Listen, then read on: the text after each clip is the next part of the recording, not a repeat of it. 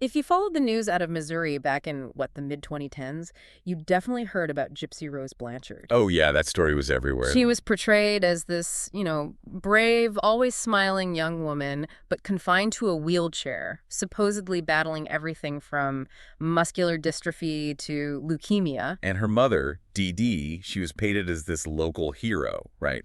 A saint, really. Yeah. Tireless caregiver. Everyone felt so much sympathy for them. There really were local celebrities. They got awards, donations, people built them a custom house. The pink house.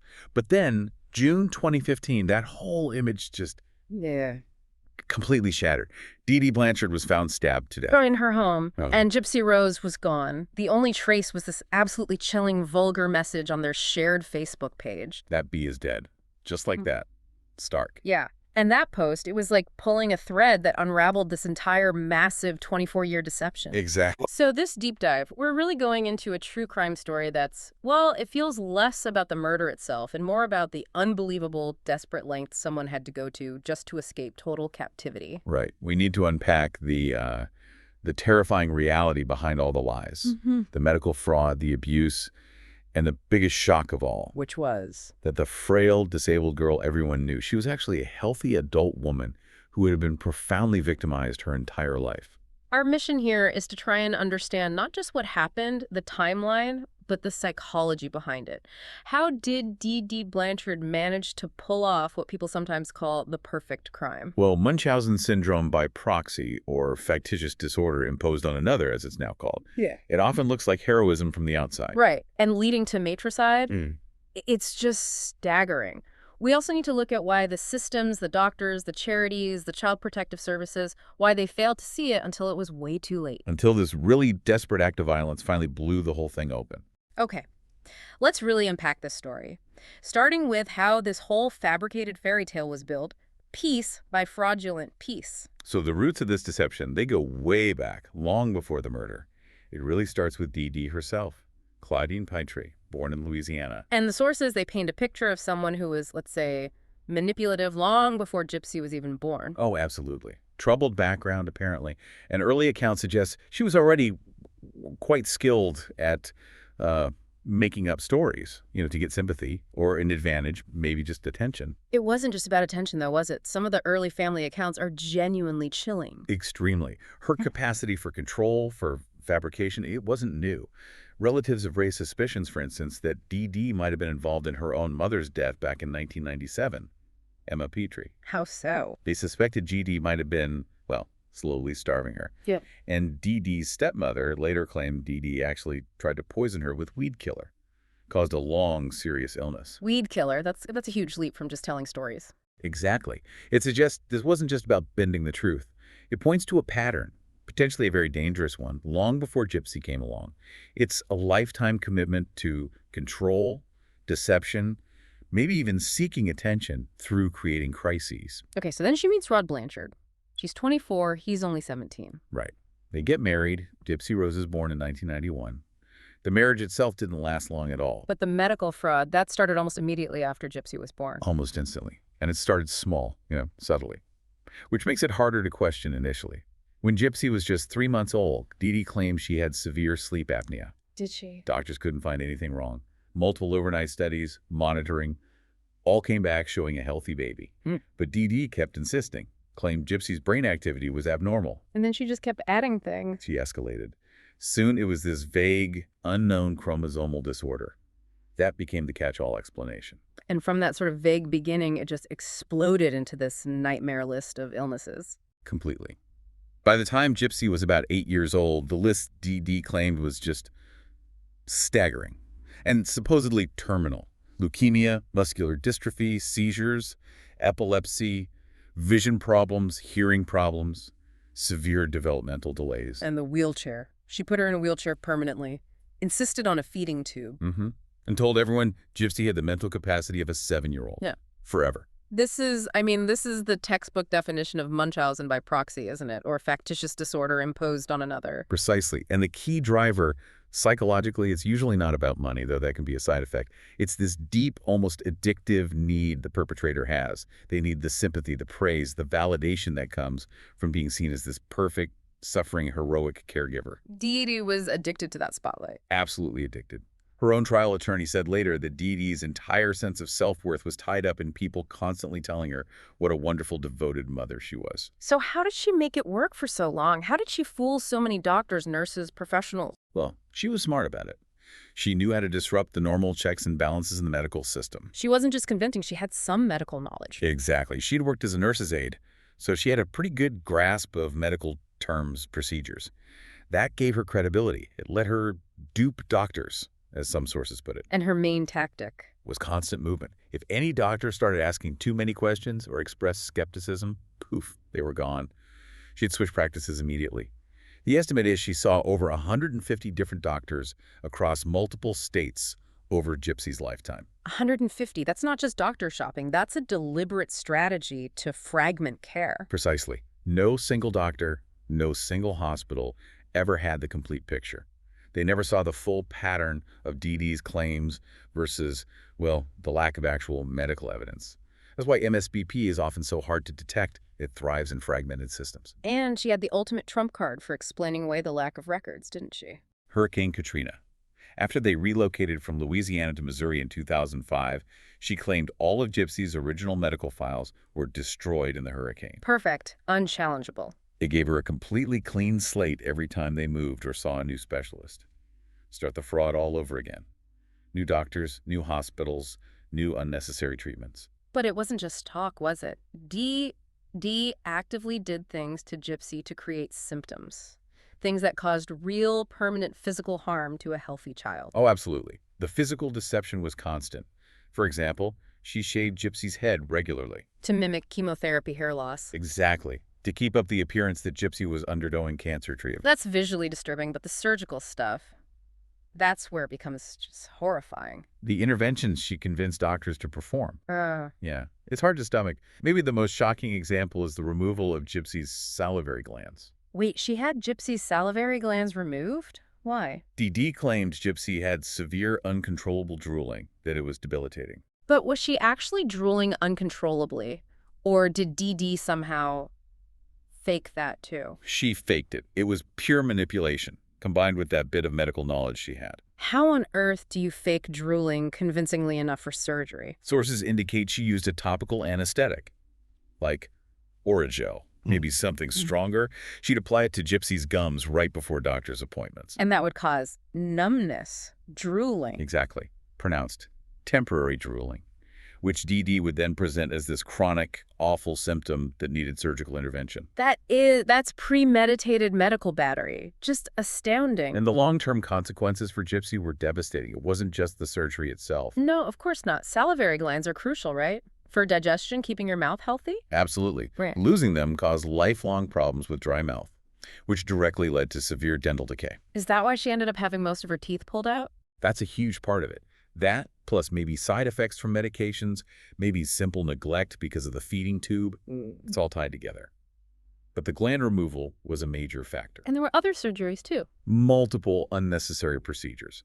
GI surgeries, eye operations. Plus, she was constantly feeding Gypsy this terrifying cocktail of powerful medications. You mentioned anti-seizure meds, anti-cancer drugs. What do those do to a perfectly healthy body? Well, they're essentially toxins if you don't need them. Anti-seizure medications, for example, they can be really hard on your liver, your kidneys. They can cause cognitive issues, fogginess, extreme fatigue, weight changes. And cancer drugs. Even at low doses, they suppress your immune system, make you weak, constantly tired. So think about it. Gypsy's physical frailty, her low weight, the fact she often did seem sick. Dee Dee was using the side effects of the unnecessary drugs to prove the illnesses she was claiming. Often, yes, it becomes this horrific, self-fulfilling prophecy. The cure is actually causing the symptoms that justify more cures. It's a vicious cycle, all controlled by the caregiver. And for Dee Dee, this manufactured sickness, it paid off, didn't it? Especially after Hurricane Katrina. Oh, immensely. The story of the poor, sick child and her devoted mother losing everything in the storm. It generated enormous sympathy, instantly. And that sympathy translated into real benefits. Huge benefits. They became these local celebrities, like you said, giving speeches at Relay for Life events, constant local news coverage. And the tangible stuff was staggering. Like what? Charities funded free flights for supposed medical trips. Make-A-Wish sent them to Disney World, and then Habitat for Humanity built them that customized pink house in Springfield, Missouri. The one designed specifically for Gypsy's fake disabilities. Yep, complete with a wheelchair ramp, even a hot tub for therapy. I remember hearing that Miranda Lambert, the country singer, met them and gave them money. She did. Met them, was touched by the story, donated $3,500. It wasn't just attention Dee Dee craved. This fraud built their entire lifestyle. They lived off disability checks, Social Security, and all these charitable donations. And all the while, Gypsy's actual father, Rod Blanchard, he was paying child support. Yeah, $1,200 a month.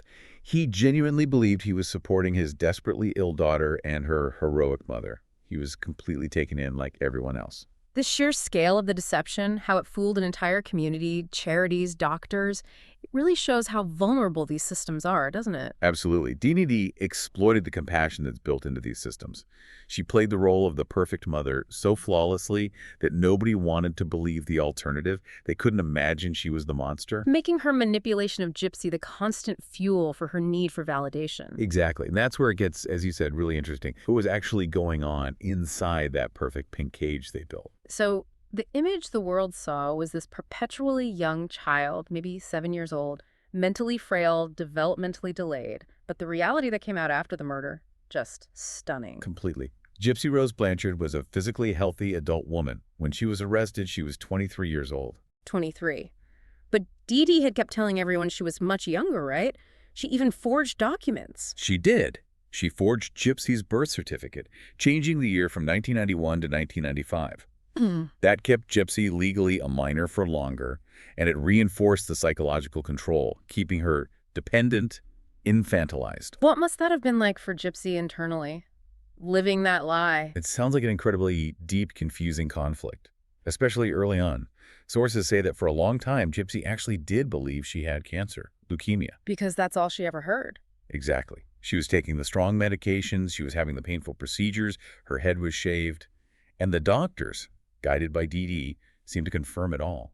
When your whole world, especially your mother, tells you you're dying, how do you trust that little voice inside that might whisper you feel okay? She knew she could walk, though, and eat regular food. She admitted that later. She did know those things, yes. But Dee Dee's control was so total, it prevented her from understanding her own health status. It created this profound dependency that went way beyond just, normal mother-daughter ties. It was absolute reliance for survival information. And Dee Dee had ways of enforcing the lie, especially in public. Oh, meticulous methods, especially when the performance mattered most around doctors, reporters, charity people. Dee Dee would constantly hold Gypsy's hand. Like a comforting gesture. Not always. If Gypsy dared to say something that contradicted the narrative, or even if her tone sounded too aware, Dee Dee would squeeze her hand viciously hard. A silent, painful warning. Exactly, a terrifying signal. Shut up. Stick to the script. Play the part. And part of that part was acting developmentally delayed. Yes. Gypsy was often instructed to play with a doll or a stuffed animal during interviews or appearances, to really sell the image of this innocent child trapped in a failing body with the mental age of, well, a 7-year-old. It's classic coercive control, isn't it? Using physical signals, psychological manipulation. Textbook. And you see it reflected in the medical records, too.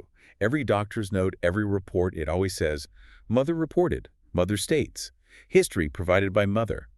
Gypsy's own voice, her own perspective, was completely erased from her medical story. Dee Dee also kept her isolated, didn't she? Minimal schooling. Very minimal formal schooling. Apparently, Gypsy essentially taught herself to read using her favorite books, the Harry Potter series. But Dee Dee kept her totally cut off from peers, from any chance at normal social development, from any outside context that might challenge the reality Dee Dee created. As Gypsy got older, physically maturing into an adult woman, did the control methods change? Did they become more physical? Yes. As Gypsy's healthy body increasingly contradicted the sick child narrative, Dee Dee's control escalated into outright violence, particularly around 2011 when Gypsy was actually 20. What kind of violence are we talking about? Gypsy later testified about this. It was shocking.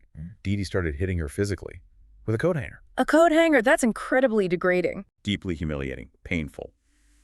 And then came the chaining.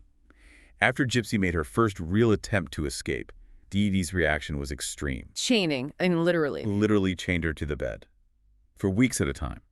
And she'd restrict her food for days on end as punishment. It was prolonged torture, essentially. Dr. Mark Feldman, who's an expert on MSDP, he described Gypsy's life accurately. She was, in essence, a hostage. Was there a specific moment when Gypsy herself started to fully realize the extent of the lie? It seems the turning point was discovering her real age. Around 2010, she somehow found documents, maybe an insurance card, sources vary, that showed her actual birth year, 1991. So she realized she wasn't 14, as Dee Dee claimed, but 19. 19. An adult. And that cognitive dissonance, knowing she was an adult but being treated like a sick child, that seems to have become unbearable. That's when she made that first desperate attempt to break free. The one where she went to the neighbors. Yeah. She walked without her wheelchair to a neighbor's house, begged them to take her to a hospital. She still believed, perhaps naively, that a hospital, doctors, that's where the truth would finally come out. They'd examine her and prove she was healthy. But Dee Dee caught up with her. Quickly. And Dee Dee, the master manipulator, just turned the situation to her advantage. She used her carefully crafted public image, convinced the neighbors, convinced the hospital staff later that Gypsy was mentally incompetent, that she was having some kind of delusional episode linked to her complex and fake disabilities. So the system, the very people Gypsy hoped would save her, they ended up reinforcing the abuse. They did. They returned Gypsy to Dee Dee, believing Dee Dee was the responsible, caring mother dealing with a difficult, confused child. Which brings up that huge question. Why didn't the system intervene earlier? Surely some doctors must have seen red flags. Oh, they did. And this is where we see the real cracks in mandatory reporting, especially with psychological abuse like MSBP. There was one doctor in particular, Dr. Bernardo Flasterstein, a pediatric neurologist in Missouri. What did he find? He examined Gypsy around 2007, and he found absolutely no evidence of muscular dystrophy, which was the main reason Dee Dee claimed Gypsy needed the wheelchair. He noted major inconsistencies. He suspected MSBP. Did he confront Dee Dee? He did. He told Dee Dee, essentially, I can find no medical reason why your daughter can't walk. And Dee Dee's reaction? Immediate flight. She pulled Gypsy from his care instantly. They moved 3 hours away, making sure Dr. Flasterstein couldn't follow up or access them again. Did he report his suspicions? He didn't. And this is heartbreaking. He later expressed huge regret about it. He said he worried he didn't have enough concrete proof for authorities to act. He feared they wouldn't believe him over the word of this seemingly perfect, devoted mother. That hesitation, needing ironclad proof before stepping in, that's a systemic failure point, isn't it? Especially in cases that are more psychological. It absolutely is. And he wasn't the only one who had doubts. In 2009, someone did make an anonymous report to Child Protective Services. Really? What did the report say? It specifically mentioned Dee Dee using multiple names and social security numbers, and strongly suggested Gypsy's health problems were fabricated or wildly exaggerated. So authorities investigated. 2 caseworkers visited the pink house. But Dee Dee worked her magic again. She charmed them, had ready-made excuses for everything. The fake IDs were supposedly to escape an abusive ex-husband, which wasn't true. She presented Gypsy, looking frail and childlike. And the caseworkers believed her. They closed the case. They concluded Dee Dee was trustworthy and that Gypsy was genuinely ill. Dee Dee's performance, her ability to project utter devotion, it was the perfect shield against any real scrutiny. So, despite this total lockdown, the smashed computers, the isolation, eventually even physical chains, Gypsy managed to find a way out, digitally at least. Yeah, it's quite remarkable. She figured out how to get online secretly. Late at night, apparently hiding under the covers with a device after Dee Dee was asleep. And that led her to? A desperate search for connection, really. A whole secret online life. And eventually it led her to Nicholas Godejohn. How did they meet? They connected on a Christian dating website, believe it or not. Around 2012. Gypsy was actually 21 then, but still presenting herself online, and probably to him initially, as much younger, more childlike. Godejohn was about 23. And their relationship quickly went beyond just chatting. Oh yeah, it dove deep into fantasy very quickly. They got into extensive, complex online role-playing. Some of it apparently involved BDSM themes. Really? Yeah, which is interesting. It seems pretty clear Gypsy was casting Godejohn in the role of this strong, dominant rescuer figure, the knight in shining armor who could potentially liberate her from her real-life prison. Did Godejohn have his own issues? What do we know about him? He definitely had his own vulnerabilities. Sources describe him as having significant mental health challenges. What? He was diagnosed with autism spectrum disorder, possibly dissociative identity disorder as well, and he had a minor criminal history. Things like indecent exposure from years before. So maybe he was also looking for something. Connection, validation. It seems very likely.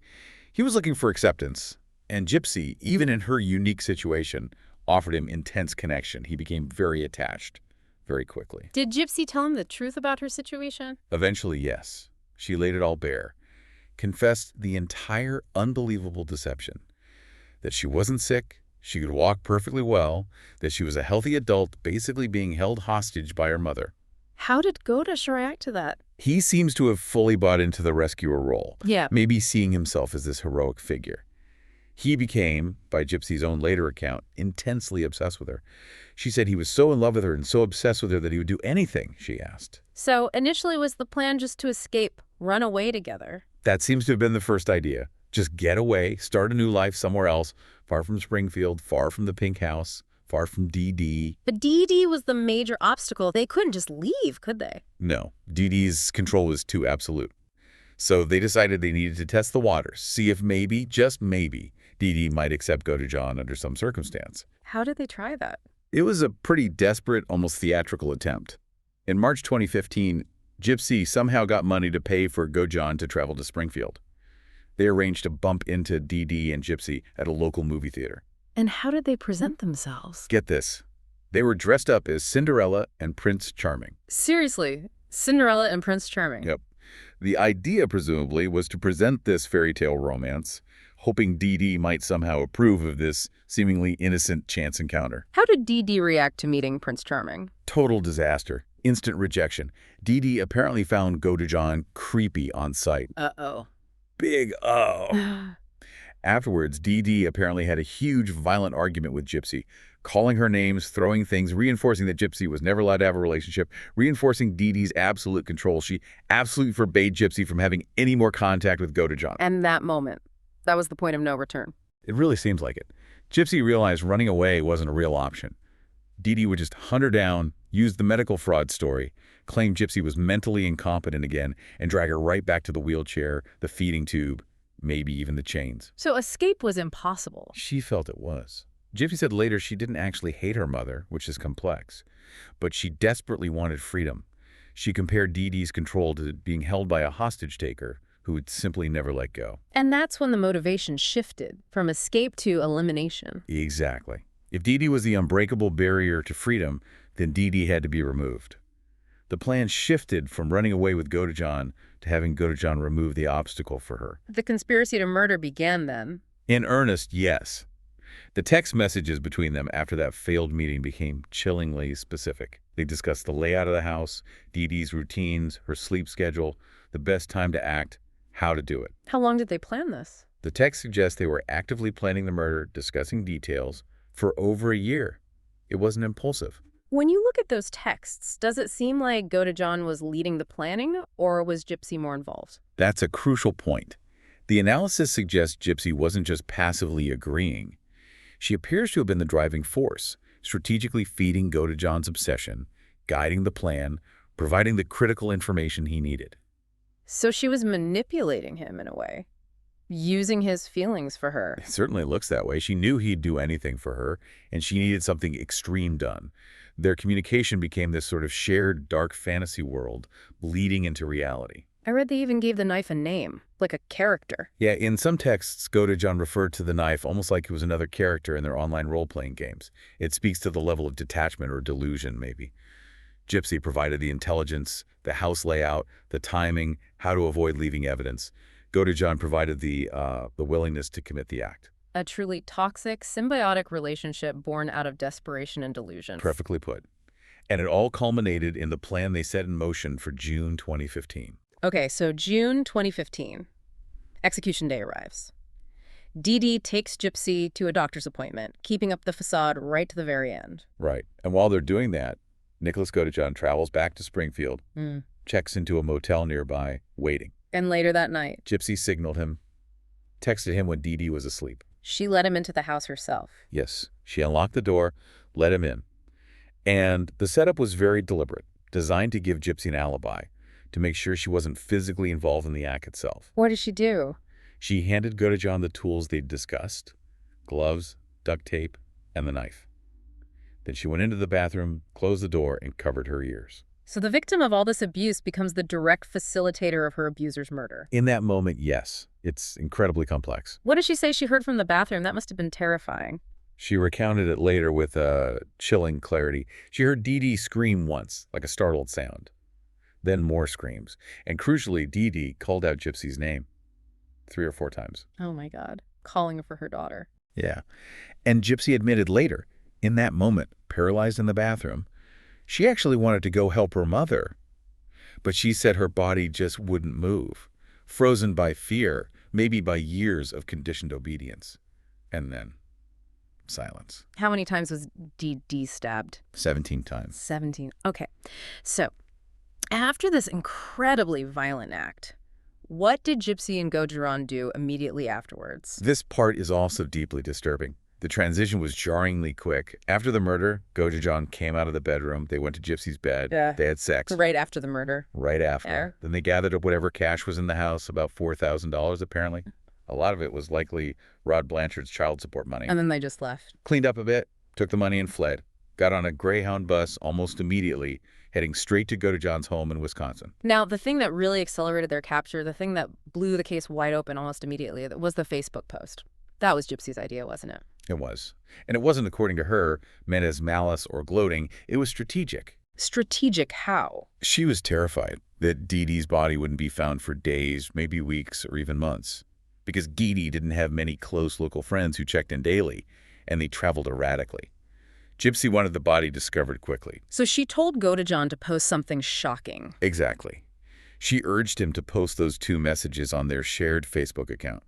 The first one, that bee is dead, and then a second, even more shocking post. What was the second one? It falsely implied that the killer had also raped Gypsy, something incredibly graphic about her screaming. It was designed purely to cause maximum alarm, to make sure someone checked the house immediately. Using the very platform Dee Dee used for Sympathy to expose the crime, it's ironic. Deeply ironic. And it worked exactly as Gypsy intended. Friends and neighbors saw those posts almost immediately. And they freaked out. Totally freaked out. They rushed to the pink house. And when they saw Gypsy's wheelchairs still inside, they panicked. They assumed the disabled girl had been attacked or abducted. So they called 911. Immediately, police arrived, found Dee Dee's body. The investigation moved incredibly fast from there. How did they track Gypsy and Godejohn so quickly? The Facebook posts. Police traced the IP address they were posted from. Straight to Godejohn's house. Straight to Godejohn's computer in Wisconsin. Within days, on June 6, 2015, police were at his door. Godejohn surrendered immediately. They found Gypsy there with him. Both were arrested. And this is the moment, right? The moment the whole illusion just crumbles for the authorities. Absolutely. The arresting officers, they were expecting to find this frail, possibly injured, disabled young woman who needed assistance. Maybe couldn't even walk. And instead, Gypsy Rose Blanchard stood up, walked perfectly fine. She was lucid, healthy, clearly an adult. The police were utterly confused. So confused they couldn't even get her age right initially. Exactly. Those initial court documents listed like 3 different ages for her because they were trying to reconcile the Dee Dee Blanchard story with the reality standing in front of them. Sheriff Jim Arnott's quote at the time summed it all up, didn't it? Perfectly, he told the press. Things are not always as they appear. And the world started to realize that the person they'd pitied for years wasn't the victim of disease. She was the victim of her mother, and she'd finally escaped through an act of terrible violence. So once the arrest happened and the full story started pouring out, the Munchausen by proxy allegations, the forced medications, the unnecessary surgeries, the physical abuse, the chaining, Right. how did the public react? The shift was dramatic, almost instantaneous. Public sympathy swung completely away from Dee Dee and fully towards Gypsy Rose. People were horrified by the decades of abuse she'd endured. The focus immediately became less about the matricide itself and more about the extreme psychological torture that led to it. Which must have put the legal system in a really tough position. Absolutely. How do you prosecute someone for murder when they are undeniably a victim of prolonged, horrific abuse perpetrated by the person they killed? Prosecutors recognized that seeking a first-degree murder conviction, potentially life in prison for Gypsy, felt fundamentally wrong, unjust given the circumstances. So they offered her a deal. They did. In 2016, Gypsy accepted a plea bargain. She pleaded guilty to second-degree murder. And the sentence. 10 years in prison, which, considering the severity of the crime itself, was seen by many as acknowledging the extreme, mitigating circumstances of the abuse. Her defense attorney, Michael Stanfield, he made a really interesting point about her health after she was arrested, didn't he? He did. And it was maybe the most powerful, if unconventional, evidence of the abuse she suffered. He pointed out that Gypsy, who had always appeared so frail, malnourished, and sickly under Dee Dee's care, actually looked better after being in jail for a few months. Healthier in jail. Significantly healthier. Stanfield stated publicly, prison isn't usually a health spa. People don't typically thrive physically in jail. But Gypsy had gained 14 pounds, about 6.4 kilos. She looked stronger, more alert. Because she was finally free from the constant medication, the restricted diet, the stress. Exactly. She was finally eating normally, not being poisoned by unnecessary drugs. It was a stark, physical indictment of what Dee Dee had been doing to her. Gypsy herself even admitted that it took being arrested for her to fully realize how healthy she actually was. She continued to believe, even after realizing Dee Dee lied about some things, that maybe she did have cancer because the meds and the head shaving felt so real. What about Nicholas Godejohn? His legal path was very different. Very different. He was tried separately in 2018, and he faced a first-degree murder charge. His defense strategy was focused on his mental state, right? And Gypsy's influence? Yes. His lawyers argued that Godejohn was essentially manipulated by Gypsy. They highlighted his autism diagnosis, his possible dissociative issues, arguing that these conditions made him highly susceptible to Gypsy's influence. They painted him as someone desperately in love, who saw himself as rescuing his hostage girlfriend and was just doing what she asked him to do to achieve her freedom. A pawn, essentially. But the prosecution didn't buy that. Not at all. The prosecution argued Godejohn wasn't just a passive participant. They portrayed him as a calculating individual motivated not just by love, but also by sex, and a desire to ultimately be with Gypsy. They used the detailed planning in the text messages and the fact they had sex immediately after the murder as evidence of his own agency and violent intent. What was the verdict for Godejohn? The jury sided with the prosecution. They found him guilty of first-degree murder. And the sentence? Life in prison without the possibility of parole, plus an additional 25 years for armed criminal action. A stark contrast to Gypsy's sentence. So Gypsy goes to prison for 10 years.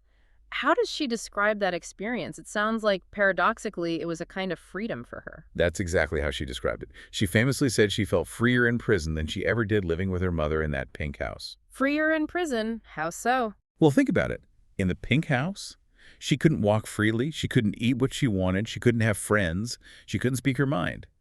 Prison, despite its obvious restrictions, offered her a structure based on reality, not lies. She could finally be herself. She could finally start discovering who she was. She was allowed to live like a normal woman, as she put it. She started working towards her GED. She received actual appropriate medical care for the first time in her life, care that wasn't filtered through Dee Dee's Munchausen by proxy. She was finally treated as an adult. Did she express remorse about her mother's death? Yes, her feelings seemed very complex, not simple relief or celebration. She repeatedly said she was glad to be out of the situation, but explicitly stated she was not happy she's dead. She did express remorse towards her mother, even saying at one point, "I wanted her to know that I'm sorry." And her life continued to change pretty dramatically even while incarcerated. She got married. She did. While in prison, she started corresponding with Ryan Scott Anderson, a teacher from Louisiana, through a prison pen pal program. The relationship developed, and they got married in a prison ceremony in 2022. Which seems to highlight that ongoing desire for normalcy, for partnership, that Dee Dee had denied her. Absolutely. And then, after serving 85% of her 10-year sentence, which is standard under Missouri law for parole eligibility, she was released. When was that? December 2023. She walked out of prison at age 32. And her release just ignited this massive media storm, didn't it? Huge. Global phenomenon level. She wasn't just a true crime story anymore. She became this kind of cultural figure. A symbol of surviving extreme trauma, maybe resilience. Her first few months out were a total whirlwind: interviews, documentaries, massive social media attention. It was a jarring shift from being this hidden victim to being incredibly public. And that public scrutiny, that sudden freedom, it seemed to bring about more rapid changes in her personal life, too. The marriage didn't last long post-release. No, it didn't. Very quickly after getting out, she filed for divorce from Ryan Anderson. She said something about the reality of life outside prison being very different from the relationship they'd built through letters and visits. And then she reconnected with someone from her past? Almost immediately, yes. She reconciled with Ken Urker, an ex-fiancé she dated years before, even before she met Godejohn online. And things moved quickly again. Very quickly. The sources confirmed they got married, and then in December 2024, they announced the birth of their daughter, Aurora. Wow. So from being forced into this fake childhood, denied her own life, to now becoming a mother herself, that's quite a full circle. It really is. It underscores that fundamental human drive for a real life, for connection, for family, no matter how dark the past was. Apparently, even in her memoir, Gypsy reflected on wishing her mother, Dee Dee, could have somehow been there to see her grandchild, which just speaks to the incredible complexity of her feelings. When you step back and look at the whole case, connecting it to the bigger picture, Yeah. that idea of Munchausen by proxy being the perfect crime. It really resonates here, doesn't it? Because the perpetrator, Dee Dee, she wore the perfect mask. She was seen by almost everyone, doctors, charities, neighbors, even Gypsy's own father as the hero, the saint. She built this cage of lies and manipulation that the systems designed to protect children were repeatedly unable or maybe unwilling to unlock. Too blind, maybe too trusting of the caregiver narrative. Exactly. And what's so chilling and unique about this case is that it took the victim's own desperate, violent criminal act to finally shatter that performance. The murder wasn't just the end of Dee Dee's life. It was the catalyst that exposed decades of hidden medical fraud and profound psychological torture that the outside world had completely missed. This is the first recorded case, right, of an MSBP victim actually killing their abuser. As far as documented cases go, yes. It's unprecedented, and it forces us into some really uncomfortable territory, ethically and legally. It really does. It makes you confront that paradox, a victim becoming a perpetrator out of sheer absolute desperation. When someone is held captive in every conceivable way, physically, medically, psychologically, by the one person who is supposed to protect them, it begs an awful question. Is there any crime too extreme to commit just to achieve liberation? And what does justice even look like in a situation like that, where the victim felt they had literally no other way out? It's a question with no easy answers. A terrible question, really. Something to think about long after this deep dive. Go explore that. This concludes our deep dive.